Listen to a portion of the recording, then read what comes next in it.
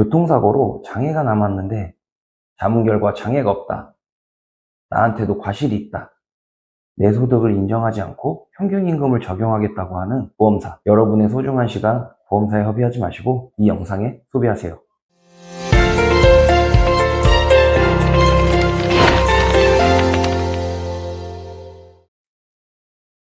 안녕하세요. 푸유법률사무소입니다. 운전을 하다 보면 전혀 생각하지도 못한 사고로 답답한 경우들이 있는데요. 결국 보험 처리를 하면서 더 답답한 상황이 생기게 됩니다. 이번 시간에는 교통사고로 왜 소송을 진행해야 하는지, 어떠한 경우 소송을 가야 하는지에 대해서 알려드리고자 합니다. 이 차이점을 알고 계셔야 내가 교통사고가 났을 경우 소송을 해야 하는지, 아니면 보험사는 그냥 협의하는 게 나을지 판단하는 데 도움이 되실 겁니다. 다들 알고 계시겠지만 소송을 진행하게 되면 최소 10개월, 길게는 1년 이상 걸립니다. 만약에 상대 측이 항소하게 되면 그 시간은 더 길어지겠죠. 물론 보험사와 금액적으로 합의를 하여 진행하는 경우 보통 몇 달 안에 처리가 되는데, 소송을 가지 않고 보험사와 협의해서 오히려 더 좋은 결과가 나오는 사건들도 있습니다. 최종 금액만이 중요한 게 아니라 시간 대비 보험사와 협의든 소송이든 뭐가 더 나은지도 따져봐야 되겠죠. 하지만 소송을 하는 이유는 뭘까요? 왜 변호사를 통해서 소송을 진행해서 긴 시간 싸움 끝에 합의금을 받는 걸까요? 누군가에게는 억울함을 해소하기 위함일 수 있고, 또 누군가에게는 조금이라도 더 많은 합의금을 받고 싶어서겠죠. 우리가 아무리 아프다 호소하고 치료를 받고 또 의사 선생님께 잘 얘기해서 장애 진단까지 받아서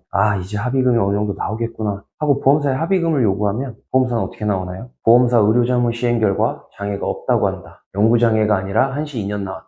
라는 이유로 금액을 낮추죠. 왜 그럴까요?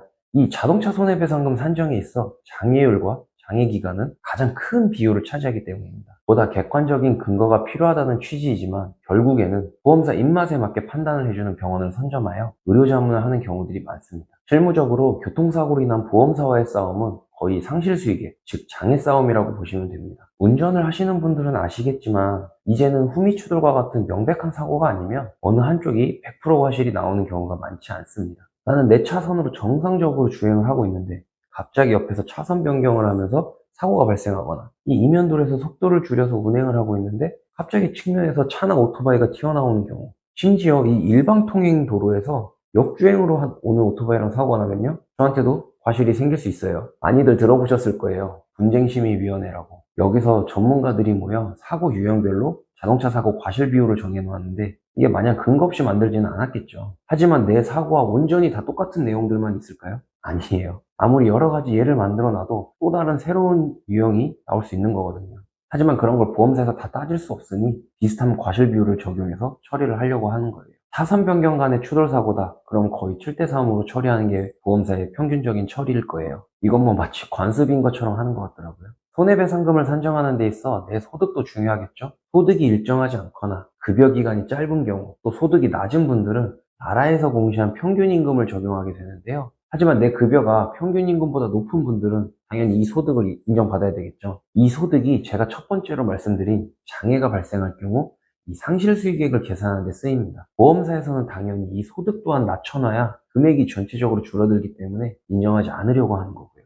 제가 실무를 하면서 사업자분들이나 특수근로자분들이 교통사고가 났을 때 이 소득 문제로 보험사 분쟁이 많더라고요.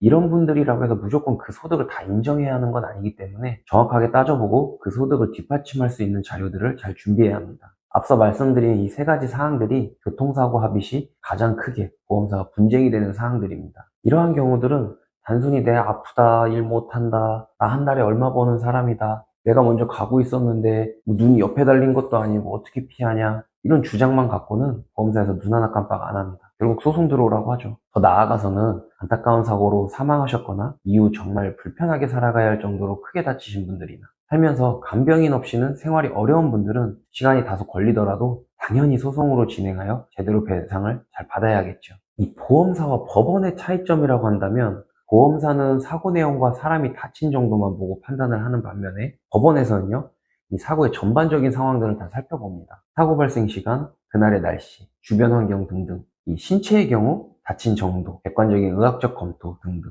좀 더 폭넓게 살펴보기 때문에 어떻게 주장하고 어떠한 자료를 준비하느냐에 따라서 달라지게 됩니다. 이번 시간에는 교통사고 시 왜 소송을 가는지, 어떠한 경우 소송을 가야 하는지 살펴보았고요. 다음 시간에는 그럼 소송을 갔을 때와 보험사와 협의를 했을 때 과연 어떠한 점이 다른지에 대해서 설명하는 영상으로 찾아뵙겠습니다.